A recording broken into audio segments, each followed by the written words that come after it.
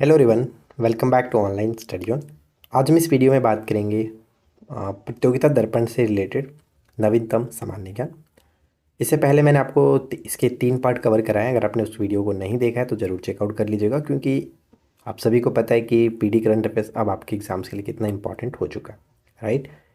तो चलिए इस वीडियो को शुरू करते हैं। और मैं आपको बता दूं कि जो भी हम पॉइंट्स पहले देखेंगे उसके बाद में लास्ट में आपको एमसीक्यू भी करा दूंगा, ताकि आप अच्छे तरीके से इन सभी क्वेश्चंस को याद रख पाएँ।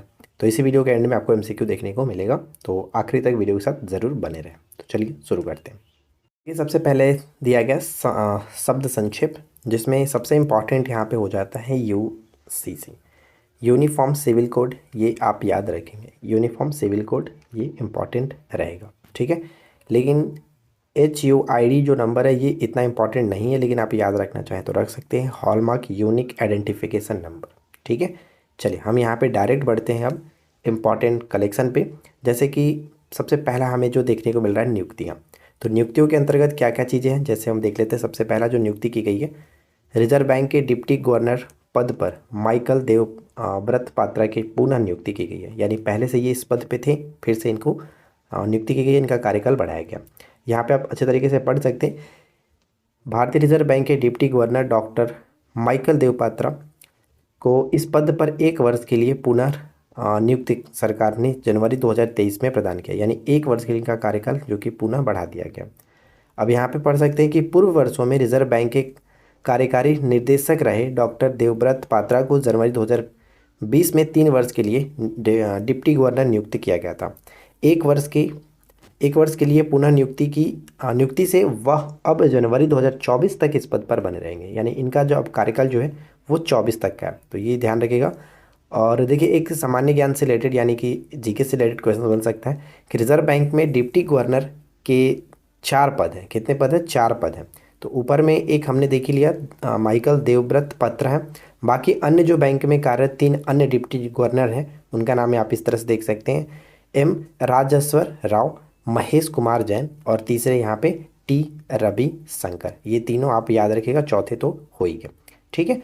अब इसके बाद हम बढ़ते हैं इसके नेक्स्ट जो हमारा है, यहाँ पे डायरेक्ट हम बढ़ते हैं, इसमें कुछ पढ़ना नहीं है, आप ये देख लीजिए सिर्फ कि AP सिंह वायुसेना के नए उप प्रमुख बने हैं। AP सिंह जो है वो वायुसेना के नए उप प्रमुख बने हैं, यानी कि वाइस चीफ बने। यहाँ पे पढ़ सकते हैं, एयर मार्शल AP सिंह भारतीय वायुसेना के नए उप प्रमुख 1 फरवरी 2023 से बनाए गए हैं। इस पद पर एयर मार्शल संदीप सिंह जो कि 31 जनवरी को सेवानिवृत्त हुए, यानी कि किनका स्थान ग्रहण करेंगे? संदीप सिंह का ये स्थान ग्रहण करेंगे, ठीक है। चलिए इसके बाद आगे बढ़ते हैं। यहाँ पे हमारा अगला पॉइंट्स जो है वो भाजपा अध्यक्ष पद पर JP नड्डा के कार्यकाल में वृद्धि हुआ। यानी पहले से भी यही थे भाजपा के अध्यक्ष और वर्तमान में भी यही है, इनके कार्यकाल को बढ़ाया गया। भारतीय जनता पार्टी के अध्यक्ष श्री JP नड्डा के इस पद पर कार्यकाल में जून 2024 तक के लिए वृद्धि की गई है। यानी जून 2024 तक अब इस पद पर ये रहेंगे। इस पद हेतु जनवरी 2020 में उनका चुनाव 3 वर्ष के कार्यकाल के लिए हुआ था। 17 जनवरी 2023 को पार्टी कार्यकारिणी की नई दिल्ली में संपन्न बैठक में उनके कार्यकाल को जून 2024 तक बढ़ाने का निर्णय लिया गया, ठीक है। तो बस इसमें ज़्यादा कुछ नहीं, अब इतना ही आपको याद रखना है। अब चलिए आगे बढ़ते हैं, और यहाँ पे हमारा स्टार्ट होता है पुरस्कार और सम्मान। तो पुरस्कार और सम्मान में सबसे पहला जो पुरस्कार है वो प्रधानमंत्री राष्ट्रीय बाल पुरस्कार 2023 के बारे में है। तो सब यहाँ पे बस आपको ये याद रखना है कि 2023 में कितने बाल पुरस्कार दिए गए। तो यहाँ पे आप पहले तो पिक्चर में देख सकते हैं, ये जो पुरस्कार का आयोजन किया गया था, प्रधानमंत्री राष्ट्रीय बाल पुरस्कार से सम्मानित बच्चों के साथ राष्ट्रपति श्रीमती द्रौपदी मुर्मू के साथ केंद्रीय महिला एवं बाल विकास मंत्री श्रीमती ईरानी, जो स्मृति ईरानी है, और अन्य बाकी लोग इसमें शामिल थे।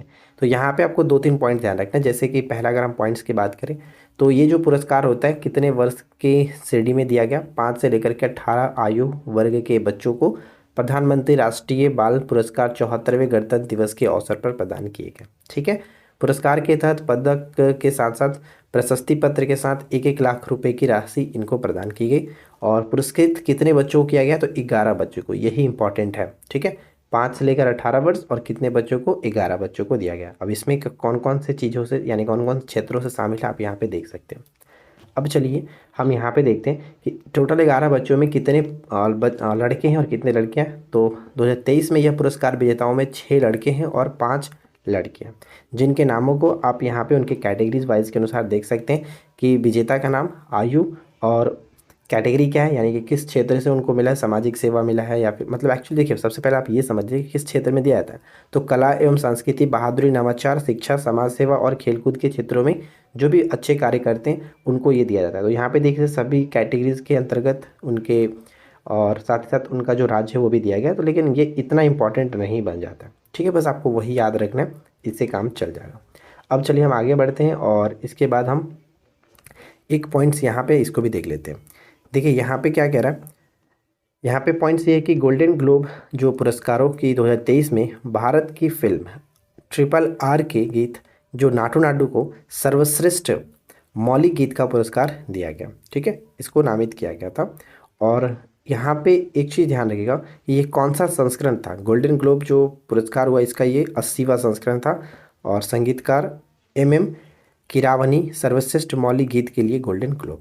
और साथ ही साथ यहाँ पे भी देख सकते हैं, इसमें एक और चीज़ महत्वपूर्ण बन सकता है कि पुरस्कारों का जो वितरण हुआ है ये कहाँ पर हुआ, तो बेवर्ली हिल्स कैलिफोर्निया में, ठीक है, बेवर्ली हिल्स कैलिफोर्निया में इसका आयोजन किया गया था, ये चीज़ याद रखिएगा। और देखिए अभी जो भी हमने गोल्डन ग्लोब पुरस्कार के बारे में जिक्र किया तो इसके बारे में सारा पॉइंट्स यहाँ पे आप पढ़ सकते हैं अच्छे तरीके से कि 2023 में सिनेमा का क्षेत्र में गोल्डन ग्लोब पुरस्कारों की पूरी सूची निम्नवत है। यहाँ पे सर्वश्रेष्ठ फिल्म, सर्वश्रेष्ठ अभिनेता, सर्वश्रेष्ठ अभिनेत्री, ये तीनों दिया गया और साथ ही साथ यहाँ पे उनकी श्रेणी दी गई। तो अगर आप इनको चाहो तो याद रख सकते हो। तो देखिए सब सर्वश्रेष्ठ फिल्म की बात करें तो द फेबल्स मैन यहाँ पे याद रखेंगे, द फेबल मैन्स। और इसके जो निर्देशक रहे वो कौन है, स्टीवन स्पीलबर्ग, ठीक है। और सर्वश्रेष्ठ अभिनेता की बात करें तो ऑस्टिन बटलर जो कि फिल्म एल्विस था। और सर्वश्रेष्ठ अभिनेत्री की बात करें तो कैट वेलेंचेट, याद रखिए फिल्म तार के लिए। बस इसमें ज़्यादा कुछ और ध्यान नहीं रखना है। अब हम बात करते हैं बाकी पुरस्कार। तो चलिए इसके बाद हमारा नेक्स्ट जो पॉइंट है वो है, देखिए गणतंत्र दिवस परेड 2023 में झांकियों के लिए जो पुरस्कार है वो ध्यान से सारे पॉइंट्स को कवर करते चलेगा क्योंकि लास्ट में आपको MCQ भी देखने को मिलेगा इन्हीं सभी चीज़ों से, ठीक है। तो नई दिल्ली में वर्ष 2023 की गणतंत्र दिवस परेड में 17 राज्यों व केंद्र शासित क्षेत्रों की झांकियाँ शामिल थी। कितने, 17 राज्यों और केंद्र शासित क्षेत्रों की झांकियाँ शामिल थी। निर्णायक मंडल की संस्तुति के आधार पर निम्नलिखित झांकियों के लिए पुरस्कारों का जो वितरण है वो राज्य रक्षा मंत्री श्री अजय भट्ट ने 31 जनवरी 2023 को नई दिल्ली कैंट में राष्ट्रीय रंगशाला कैंप में किया। अब यहाँ पे हमें ये याद रखना है कि प्रथम स्थान, द्वितीय स्थान, तृतीय स्थान किसको किसको मिला है, ठीक है। तो देखिए 17 झांकियों में से सर्वश्रेष्ठ झांकी का जो पुरस्कार है वो मानस खंड थीम पर आधारित उत्तराखंड की झांकी को दिया गया, यानी फर्स्ट प्राइज किसको मिला, उत्तराखंड को। सेकेंड पॉइंट है कि 3.5 शक्तिपीठ व नारी शक्ति को दर्शाने वाले महाराष्ट्र की झांकी को दूसरा, यानी महाराष्ट्र दूसरे स्थान पर है।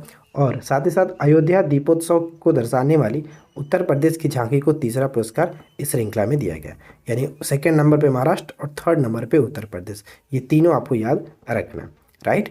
चलिए अब हम यहाँ पे बढ़ते हैं इसके आगे के कुछ जो पॉइंट्स दिए गए। अब इसमें तो हमें यहाँ पे देखिए एक चीज़ और है कि कीर्ति चक्र और शौर्य चक्र जो है 2023 जो पुरस्कार मिला है कितने लोगों को मिला।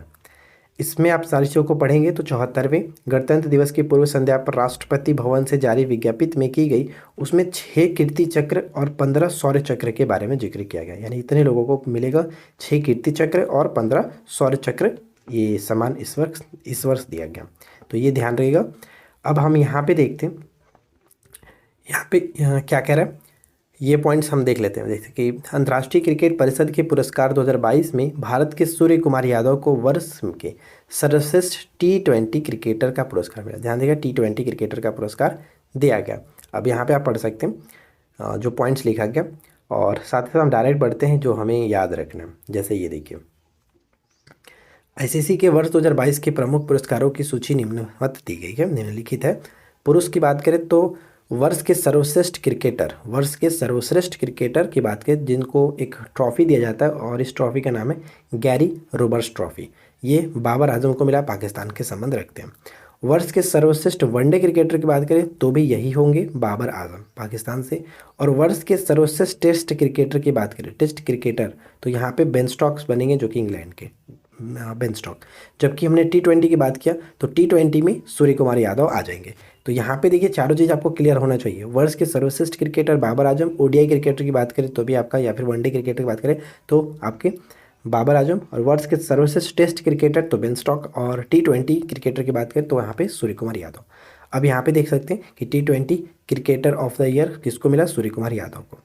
अब एक चीज़ यहाँ पे और देख लीजिएगा, पॉइंट्स ये है कि वर्ष के सर्वश्रेष्ठ उदयमान क्रिकेटर यानी कि emerging player of the year किसको मिला, तो मार्को जैनसन को दक्षिण अफ्रीका से संबंध रखते हैं, मार्को जैनसन। अब इसी की तरह से महिला में भी देखेंगे तो महिला में भी आपको 2 पॉइंट ध्यान रखना है कि महिला क्रिकेटर ऑफ द ईयर किसको मिला है, तो महिला cricketer of the year Natalie skewer जो कि इंग्लैंड से संबंध रखती हैं, और वर्ष की सर्वश्रेष्ठ ODI खिलाड़ी भी यही रही हैं, नताली स्कीवर। और उसी के साथ वर्ष की सर्वश्रेष्ठ महिला उदीयमान यानी कि emerging player of the year किसे चुना गया, महिला में रेणुका सिंह जो कि भारत से संबंध रखती है। ठीक है, चलिए अब हम यहाँ पे बढ़ते हैं। इसके बाद एक पॉइंट्स यहाँ पे हैं जो कि अमेरिका की आर बॉनी गैब्रियल वर्ष 2022 की मिस यूनिवर्स चुनी गई हैं। तो ध्यान रखिएगा यहाँ पे कि आर जो बॉनी गैब्रियल है ये वर्ष 2022 की मिस यूनिवर्स के रूप में इनको चुना गया। जो इस वर्ष का प्रतियोगिता है वो 71वां संस्करण था। मिस यूनिवर्स प्रतियोगिता का फाइनल दौर अमेरिका के लुसियाना स्टेट के न्यू ऑरलियंस शहर में 14 जनवरी 2023 को हुआ, और इस खिताब में अमेरिका की 28 वर्षीय आर बॉनी गैब्रियल ने इसको जीता है। और ये 9वां अवसर है जब मिस यूनिवर्स का ताज किसी अमेरिकी सुंदरी ने जीता है, यानी 9वीं बार अमेरिकी सुंदरी ने जीता। तो ये चीज़ आपको याद रखना है। अब चलिए हम आगे बढ़ते हैं और इसके बाद हम नेक्स्ट क्वेश्चंस को देखते हैं। और यहाँ पे आप देख सकते हैं यही है आर बॉनी गैब्रियल जो कि मिस यूनिवर्स 2022 की किताब जीती हैं, इनका संबंध अमेरिका से, राइट। अब चलिए हम यहाँ पे बढ़ते हैं। एक पॉइंट्स यहाँ पे आप देख लीजिए, ये इंपॉर्टेंट रहेगा। नेताजी सुभाष चंद्र बोस आपदा प्रबंधन पुरस्कार 2023 किसको मिला है, इंपॉर्टेंट है। आपदा प्रबंधन के क्षेत्र में उत्कृष्ट कार्यों के लिए वर्ष 2023 के नेताजी सुभाष चंद्र बोस पुरस्कार की घोषणा गृह मंत्रालय द्वारा, ये ध्यान रखिएगा किस मंत्रालय द्वारा, गृह मंत्रालय द्वारा 23 जनवरी 2023 को की गई है, और नेताजी की जयंती पर की गई। और संस्थागत श्रेणी में ध्यान रखिएगा, संस्थागत श्रेणी में यह पुरस्कार जो है वो उड़ीसा राज्य के आपदा प्रबंधन प्राधिकरण को तथा लुंगलेई फायर स्टेशन मिजोरम की संयुक्त रूप से, यानी दोनों को संयुक्त रूप से ये मिला है संस्थागत श्रेणी में। संस्थागत श्रेणी में इस पुरस्कार के तहत 51 लाख तथा व्यक्तिगत श्रेणी में 5 लाख की राशि प्रदान की जाती है। तो ये चीज़ आपको याद रखना है। पिछले वर्ष की अगर हम बात करें तो नेताजी सुभाष चंद्र बोस की स्मृति में राष्ट्रीय आपदा प्रबंधन पुरस्कार की जो शुरुआत है 2019 में ही की गई थी, तथा पिछले वर्ष 2022 का संस्थागत श्रेणी में यह पुरस्कार गुजरात आपदा प्रबंधन प्राधिकरण को दिया गया था, जबकि व्यक्तिगत श्रेणी में यह पुरस्कार सिक्किम आपदा प्रबंधन के उपाध्यक्ष विनोद शर्मा को दिया गया था। लेकिन इस वर्ष 2023 में किसी व्यक्ति को अभी तक तो नहीं मिला, तो ये चीज़ आपको याद रखना। चलिए हम आगे बढ़ते हैं और बात करते हैं पद्म अलंकरण 2023, ये महत्वपूर्ण रहने वाला है। तो क्या क्या हमें यहाँ पे देखना है, तो सबसे पहला चीज़ आपको यही याद रखना है कि कितने पद्म पुरस्कार इस वर्ष वितरित की गई, तो 106, जिसमें से 6 आपका विभूषण था, यानी कि सेकंड जो रहा था कह सकते हैं पद्म में तो सबसे ऊपर है, लेकिन अगर हम भारत के ओवरऑल बात करें तो सेकंड रैंक पे आता है, क्योंकि फर्स्ट रैंक पे भारत रत्न है, सेकंड रैंक पे पद्म विभूषण है। तो ऐसे अगर देखें तो पद्म विभूषण फर्स्ट है, उसके बाद पद्म भूषण आता है इसके नीचे, और इसके बाद 91 पुरस्कार जो कि पद्मश्री दिए गए। इसमें सबसे ज़्यादा आपको ये चीज़ याद रखना है जो महत्वपूर्ण रहेगा कि पद्म विभूषण में जो 6 व्यक्तियों को मिला है वो कौन कौन है, उनके नाम आप याद रखिए, उनके कार्यक्षेत्र को याद रखेंगे। अब यहाँ पे देखिए, यहाँ पे हम ये चीज़ याद रखेंगे जैसे कि फेमस जो पर्सनालिटीज़ हैं उनको याद रखिएगा। अब यहाँ पे हम देख सकते हैं कि 6 विभूषण दिया गया, जिसमें से 6 विभूषण के नाम आप यहाँ पे देख सकते हैं। श्री बालकृष्ण दोषी मरणोपरांत इनको दिया गया, और ये वास्तुकला संबंध रखते हैं, गुजरात से इनका संबंध है। उसी तरह से बाकी लोगों के नाम आप याद रखिए, मैं थोड़ा सा इसको बड़ा कर देता हूँ ताकि आपको अच्छी तरीके से क्लियर हो। जाकिर हुसैन कला से संबंध रखते थे, महाराष्ट्र से इनका संबंध है। इसके बाद इसमें जो इम्पोर्टेंट रहेगा वो है श्रीनिवास वर्धन। क्यों? क्योंकि इसमें ये विज्ञान और इंजीनियरिंग के क्षेत्र में, और ये एक तरह से देखें तो संयुक्त राज्य अमेरिका से संबंध रखते हैं। श्री मुलायम सिंह यादव, आपको पता ही है, इनका नाम तो बताने की जरूरत नहीं है, काफ़ी फेमस है। तो सार्वजनिक मामले में इनको ये मिला है, और उत्तर प्रदेश इनका संबंध है। तो पद्म विभूषण 6 लोगों को मिला है, और 6 लोगों के नाम आप यहाँ पे देख सकते हैं। 3 मरणोपरांत है, ये 3 भी याद रखिएगा। और इसमें अगर हम बात करें पद्म भूषण में जो कि 9 व्यक्तियों को दिया गया, इसमें आप 2 नाम काफ़ी फेमस सुने होंगे, जैसे कुमार मंगलम बिरला और साथ ही साथ सुधा मूर्ति।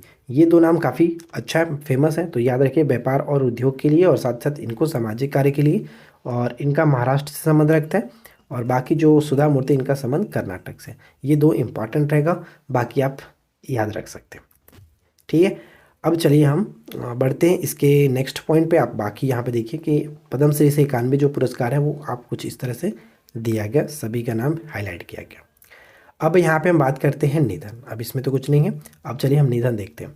निधन में एक्चुअली जनवरी में तो इम्पॉर्टेंट यहाँ पे हम सिर्फ और सिर्फ देख पा रहे हैं शरद यादव। अब शरद यादव इसलिए फेमस थे क्योंकि यहाँ पे देखिए, जनता दल के पूर्व अध्यक्ष और पूर्व केंद्रीय मंत्री श्री शरद यादव का 75 वर्ष की आयु में निधन हो गया। 12 जनवरी 2023 को गुरुग्राम के एक अस्पताल में इनका निधन हो गया। यानी ये जनता दल के पूर्व अध्यक्ष थे, इसलिए ये इम्पॉर्टेंट रहेगा। ठीक है, और बाकी इसमें देखिए मनदीप रॉय है जो कि ये फिल्म से संबंध रखते हैं, यानी कि एक अभिनेता थे। और बाकी एक और है अगम प्रसाद माथुर, और ये एक कौन थे, तो राधा स्वामी मत के 5वें धर्मगुरु प्रोफेसर अगम प्रसाद माथुर, दादाजी महाराज के नाम से इनको जाना जाता था। यहाँ पे आप इनके बारे में पढ़ सकते थे। ठीक है, अब बात करते हैं हम लोग चर्चित व्यक्ति।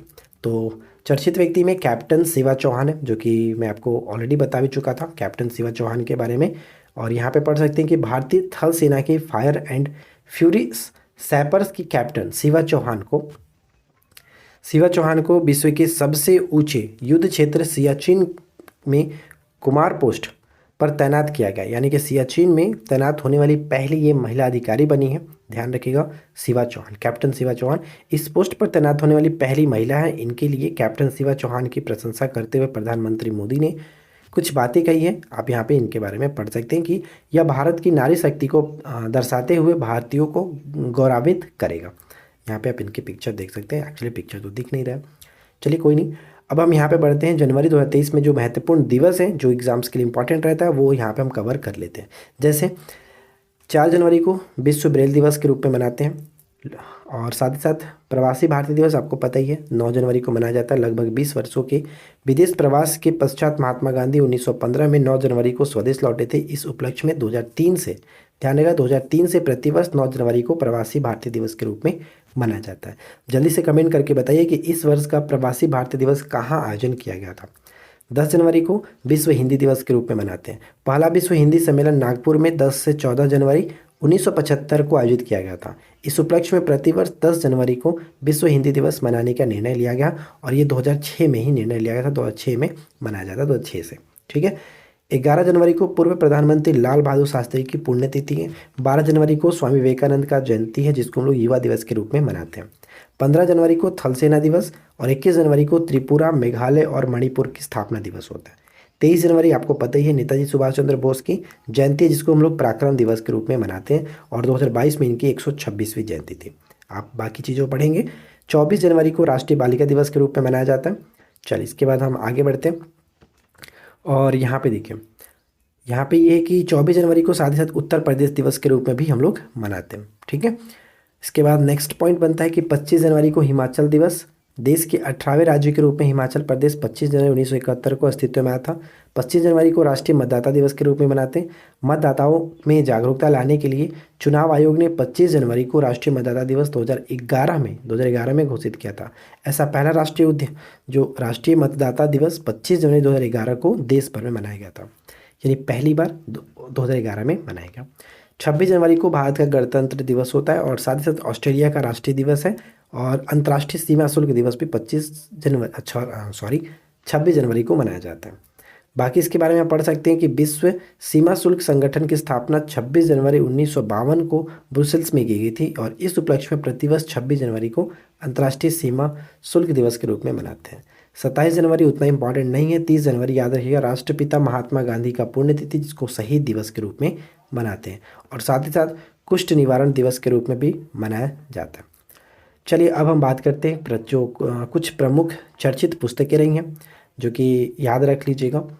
इसमें देखिए ये है स्पेयर। ठीक है, स्पेयर आत्मकथा, स्पेयर मेमोयर प्रिंस हैरी के द्वारा लिखी गई है। अगला जो पुस्तक है Doglapan, the hard truth about life and startups, तो ये लिखा गया अस्नीर ग्रोवर के द्वारा। कोचिंग बियॉन्ड ये लिखा गया श्री आर श्रीधर आर कौशिक। ये पुस्तक थोड़ा सा इंपॉर्टेंट रहेगा, ध्यान रखेंगे। चलिए अब यहाँ पे आप है गौतम अडानी करके एक पुस्तक है, तो आर एन भास्कर ने इसको लिखा। लेकिन हमें याद रखना है यहाँ पे देखिए 2 महोत्सव है, जैसे यहाँ पे एक और चीज़ है, सम्मेलन एक हुआ है जो कि इम्पोर्टेंट सम्मेलन है क्योंकि पूछा जाता है। इंडियन साइंस कांग्रेस, ठीक है, इंडियन साइंस कांग्रेस के 108वें वार्षिक अधिवेशन 3 से लेकर के 7 जनवरी 2023 को नागपुर में संपन्न हुआ। कहाँ पर? नागपुर में संपन्न हुआ। इस वर्ष अधिवेशन का जो थीम है वो क्या है? तो महिला सशक्तिकरण के साथ सतत विकास के लिए विज्ञान और प्रौद्योगिकी, ये ध्यान रखिएगा। और अगर हम 107वां विज्ञान कांग्रेस की बात करें तो इसका आयोजन कहाँ पर किया गया था? बेंगलुरु में किया गया था, बेंगलुरु में, ठीक है। तो ये चीज़ इंपॉर्टेंट रहेगा, याद रखिएगा। अब बात करते हैं महोत्सव। तो राष्ट्रीय युवा महोत्सव 2023, तो राष्ट्रीय युवा महोत्सव 2023 जो है वो 26वें राष्ट्रीय युवा महोत्सव 2023 का आयोजन कर्नाटक के हुबली धारवाड़ क्षेत्र में किया गया, यहाँ पे देख सकते हैं। और इस महोत्सव की जो थीम रही, यहाँ पे सबसे एक चीज़ और देखिए, कर्नाटक सरकार के सहयोग से केंद्र सरकार के युवा कार्यक्रम और खेल मंत्रालय द्वारा आयोजित इस महोत्सव का जो थीम रखा गया था, विकसित युवा विकसित भारत, इस वर्ष का थीम था, ठीक है। और राष्ट्रीय युवा दिवस के रूप में 1985 में मनाया जाता है, मतलब पहली बार ये मनाया गया था।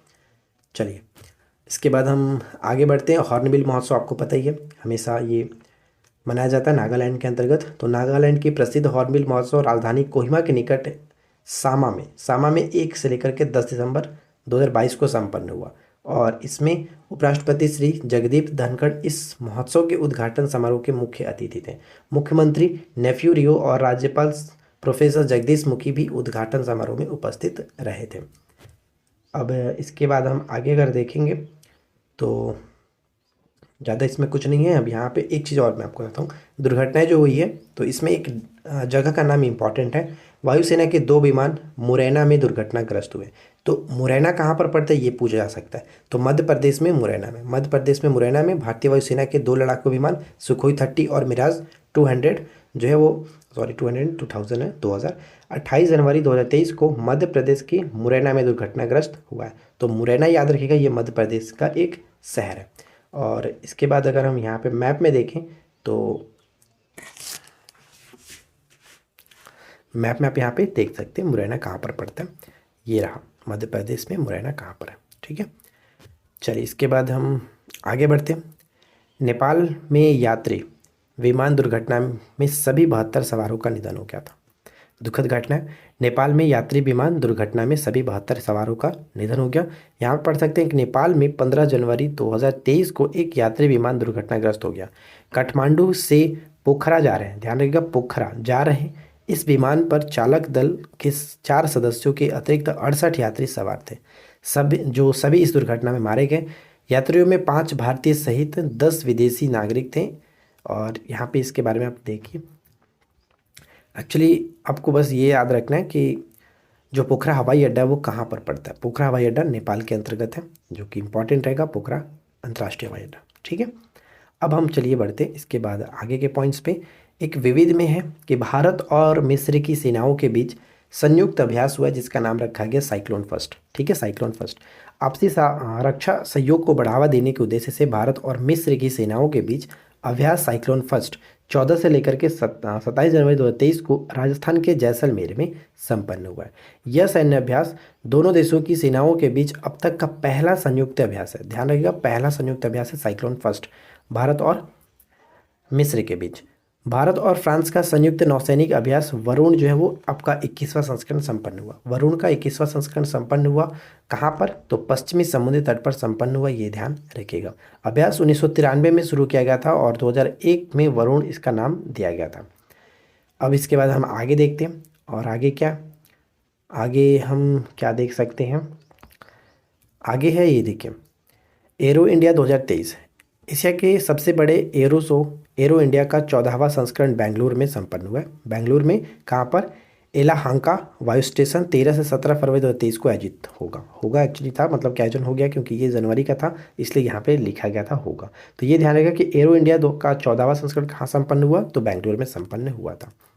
अब इसमें हमें क्या देखना है, इसके अंतर्गत एक पॉइंट्स और है, जैसे कि यहाँ पे देख लीजिए, होशंगाबाद रेलवे स्टेशन का नाम अब नर्मदापुरम होगा। होशंगाबाद रेलवे स्टेशन का अब नाम नर्मदापुरम होगा। रेलवे ने पश्चिमी मध्य रेलवे के होशंगाबाद, ध्यान रखिएगा होशंगाबाद किसके अंतर्गत आता है, पश्चिम मध्य रेलवे के अंतर्गत, पश्चिमी मध्य रेलवे के होशंगाबाद रेलवे स्टेशन का नाम बदल करके नर्मदापुरम जनवरी 2023 में कर दिया है। मध्य प्रदेश के इस शहर का नाम पिछले वर्ष फरवरी 2022 में ही नर्मदापुरम कर दिया गया था। अब इसके रेलवे स्टेशन का नाम भी नर्मदापुरम हो गया, यानी इस शहर का नाम होशंगाबाद जो शहर था उसका नाम ऑलरेडी किया गया था नर्मदापुरम, लेकिन अब इसके रेलवे स्टेशन का नाम भी बदल करके नर्मदापुरम कर दिया गया। ठीक है, तो ये रहा आज के इस वीडियो में, हमने सभी इंपॉर्टेंट चीज़ों को देख लिया। अब चलिए हम बात करते हैं डायरेक्ट इंपॉर्टेंट एमसीक्यू जो कि आपने इस वीडियो में देखा था। शुरू करते हैं। देखिए सबसे पहला प्रश्न है कि रिजर्व बैंक में डिप्टी गवर्नर के निम्नलिखित में से कितने पद हैं। तो आपको क्या बताया गया था, आपने देखा था 4 पद हैं, तो 4 पद यहाँ पे सही आंसर हो जाएगा ऑप्शन सी। ठीक है, ऑप्शन सी करेक्ट आंसर होगा, जो कि माइकल देवपत्र का सबसे नवीनतम है और उनको 1 वर्ष के लिए कार्यकाल बढ़ा दिया गया। अगला प्रश्न है कि निम्नलिखित कथनों पर विचार करें। पहला पॉइंट से कि 74वें गणतंत्र दिवस के अवसर पर प्रधानमंत्री राष्ट्रीय बाल पुरस्कार 2023 में 11 बच्चों को सम्मानित किया गया। क्या ये सही है? बिल्कुल सही है, 11 बच्चों के हमने देखा था। इस पुरस्कार के अंतर्गत 5 से लेकर के 18 वर्ष की आयु के बच्चों को शामिल किया गया, तो ये भी सही है। तो यहाँ पे कहेंगे कि दोनों के दोनों पॉइंट्स बिल्कुल सही है, ऑप्शन सी को टिक करेंगे, 1 और 2 दोनों सही है। क्वेश्चन नंबर 3 पढ़िए और गेस करिए क्या बनेगा सही आंसर। गणतंत्र दिवस परेड 2023 के संदर्भ में निम्न में से कौन सा कथन सही है। गणतंत्र दिवस 2023 के परेड के संदर्भ में, तो पहला पॉइंट है कि नई दिल्ली में वर्ष 2023 में गणतंत्र दिवस परेड में 17 राज्यों और केंद्र शासित क्षेत्रों की झांकियां शामिल थी। बिल्कुल सही है, 17 राज्यों और केंद्र शासित प्रदेशों की झांकियां शामिल की गई थी। इसमें सर्वश्रेष्ठ झांकी का पुरस्कार मानस खंड थीम पर आधारित उत्तराखंड की झांकी को दिया गया, ये भी सही है। और सेकंड जो रैंक था वो महाराष्ट्र का था और 3rd रैंक उत्तर प्रदेश को था। ठीक है, पुरस्कारों का वितरण राज्य रक्षा मंत्री श्री अजय भट्ट के द्वारा किया गया, नई दिल्ली में किया गया था। तो यहाँ पे हम कह सकते हैं कि तीनों के तीनों पॉइंट सही है, इसलिए ऑप्शन डी को टिक करेंगे। ठीक है, अगला पॉइंट नेक्स्ट वन है कि 74वें गणतंत्र दिवस की पूर्व संध्या पर राष्ट्रपति भवन से जारी विज्ञप्ति में की गई कितने कीर्ति चक्र और कितने शौर्य चक्र शामिल है। कितने कीर्ति चक्र और कितने शौर्य चक्र शामिल है। तो हमने देखा था कि 6 कीर्ति चक्र और 15 शौर्य चक्र शामिल है, इसलिए सही आंसर हो जाएगा ऑप्शन ए। ऑप्शन ए बिल्कुल करेक्ट आंसर है। क्वेश्चन नंबर 5 है कि वर्ष के सर्वश्रेष्ठ क्रिकेटर जैसे गैरी सोवर्स हो, यहाँ पे रोवर्स नहीं सोवर्स, ठीक है सोवर्स, गैरी सोवर्स ट्रॉफी प्रदान किया गया, गैरी सोवर्स ट्रॉफी प्रदान किया गया और उनका नाम है यहाँ पे बाबर आजम। बाबर आजम का संबंध पाकिस्तान से, ठीक है पाकिस्तान से, ये चीज़ याद रखिएगा। और इनको वर्ष के सर्वश्रेष्ठ वनडे क्रिकेटर भी चुना गया, जबकि बेन स्टॉक जो है इनको वर्ष के सर्वश्रेष्ठ टेस्ट क्रिकेटर चुना गया और सूर्य कुमार यादव को T20 के लिए चुना गया, T20 का सर्वश्रेष्ठ क्रिकेटर नामित किया गया। आगे बढ़ते हैं। अगला है कि नताली स्कीवर जिन्हें महिला क्रिकेटर ऑफ द ईयर के साथ साथ वर्ष की सर्वश्रेष्ठ ODI खिलाड़ी के रूप में नामित किया गया, इनका संबंध किस देश से है। क्या हमने देखा था बताइए। नताली जो स्कीवर है इनका संबंध किस देश से है। नताली स्कीवर का संबंध हो जाता है इंग्लैंड से, इंग्लैंड, ऑप्शन बी बनेगा बिल्कुल सही आंसर। क्वेश्चन नंबर 7 है कि मिस यूनिवर्स 2022 के संदर्भ में निम्न में से कौन सा कथन सही है। मिस यूनिवर्स 2022 के संदर्भ में निम्न में से कौन सा कथन सही है। तो वर्ष 2022 में मिस यूनिवर्स प्रतियोगिता का 71वां संस्करण था, बिल्कुल सही। इसका आयोजन अमेरिका के लुसियाना स्टेट के न्यू ऑरलियंस में हुआ है, ये भी सही है। 2022 का खिताब इंग्लैंड की 28 वर्षीय आर बोनी गैब्रियल ने जीता है। क्या ये सही है। बिल्कुल गलत है। क्यों। क्योंकि आर बोनी गैब्रियल तो सही है लेकिन ये 28 वर्षीय हैं और साथ ही साथ ये पॉइंट गलत है कि ये इंग्लैंड से नहीं, ये अमेरिका से हैं, अमेरिका के संबंध से रखती हैं, इसलिए फर्स्ट और सेकंड ही सिर्फ सही है, इसलिए ऑप्शन ए हम टिक करके आगे बढ़ेंगे। उम्मीद करते हैं कि वीडियो आप लोगों को अच्छा लग रहा होगा। वीडियो अगर आपको अच्छा लग रहा है तो प्लीज़ वीडियो को लाइक एंड शेयर ज़रूर करें और साथ साथ चैनल पर पहली बार है सब्सक्राइब कर लीजिएगा और नोटिफिकेशन बेल आइकन को ऑल पे सेट करिएगा। 74वें गणतंत्र दिवस की पूर्व संध्या पर गृह मंत्रालय से जारी विज्ञप्ति में की गई कितने पद्म भूषण, ध्यान रखिएगा पद्म भूषण पुरस्कारों की घोषणा की गई है। पद्म भूषण, तो पद्म विभूषण तो 6 था, पद्म भूषण 9 था, पद्मश्री 91 था, तो यहाँ पे पद्म भूषण पूछेगी इसलिए ऑप्शन हम बी को टिक करेंगे 9, ठीक है 9। सुधा मूर्ति और कुमार मंगलम बिरला जो इनको पद्म भूषण ही दिया गया था। अगला है कि पद्म विभूषण पुरस्कार 2023 से सम्मानित श्रीनिवास वर्धन का संबंध किस क्षेत्र से। श्रीनिवास वर्धन का संबंध किस क्षेत्र से। तो ध्यान रखिएगा श्रीनिवास वर्धन का संबंध हो जाता है विज्ञान और इंजीनियरिंग से, और ये यूएसए से संबंध रखते हैं। ये इंपॉर्टेंट रहेगा, यूएसए संबंध रखते हैं, राइट। चलिए आगे बढ़ते हैं। नेक्स्ट क्वेश्चन है कि अन्य वास्तुकला, वास्तुकला होगा नहीं, वास्तुकला, अन्य वास्तुकला के क्षेत्र में पद्म विभूषण से पुरस्कृत श्री बालकृष्ण दोषी, इनके संबंध किस राज्य से? बालकृष्ण दोषी जिनको मरणोपरांत वास्तुकला के क्षेत्र में पद्म विभूषण दिया गया, तो इनका संबंध हो जाता है कहाँ से? गुजरात से। गुजरात, ऑप्शन बी को टिक करेंगे, ठीक है, गुजरात। पद्म विभूषण पुरस्कारों में कितने लोग शामिल थे? 6 लोग शामिल थे, ठीक है, 6 लोग शामिल थे। ये चीज़ याद रखिएगा। इसमें मुलायम जो यादव थे इसी के अंतर्गत थे। नेक्स्ट क्वेश्चन है कि राष्ट्रीय युवा महोत्सव 2023 के संबंध में कौन सा कथन सही है? तो अच्छे से पढ़िए। राष्ट्रीय युवा महोत्सव, क्या हमने देखा था कि 26वां राष्ट्रीय युवा महोत्सव का आयोजन कर्नाटक के हुबली धारवाड़ में किया गया, ये बिल्कुल सही है। कर्नाटक सरकार के सहयोग से केंद्र सरकार के युवा कार्यक्रम और खेल मंत्रालय द्वारा इसका आयोजन किया गया था, ये भी सही है। और इस महोत्सव की जो थीम थी विकसित युवा विकसित भारत रखा गया था। तो ये दोनों इंपॉर्टेंट रहेगा, फर्स्ट और थर्ड ये दोनों इंपॉर्टेंट रहेगा कि 26वां था, कर्नाटक में आयोजन किया गया था, थीम इसका क्या, ठीक है। तो यहाँ पे तीनों के तीनों पॉइंट सही, इसलिए ऑप्शन हम डी को टिक करके आगे बढ़ेंगे। देखिए फ्रेंड्स, आज के इस वीडियो का आखिरी क्वेश्चन है कि हॉर्नबिल महोत्सव 2022 किस राज्य में मनाया गया? हॉर्नबिल महोत्सव 2022 किस राज्य में मनाया गया? तो सिंपल सा आंसर होगा कि नागालैंड, बिल्कुल करेक्ट आंसर होगा ऑप्शन बी, ठीक है। वीडियो अच्छा लगा हो तो लाइक एंड शेयर कर दीजिएगा। चैनल पे पहली बार है सब्सक्राइब करके नोटिफिकेशन बेल आइकन को ऑल पे सेट करिए। हम मिलते हैं आपके साथ इसी प्रकार के किसी और वीडियो में नेक्स्ट टॉपिक के साथ। Thanks for watching.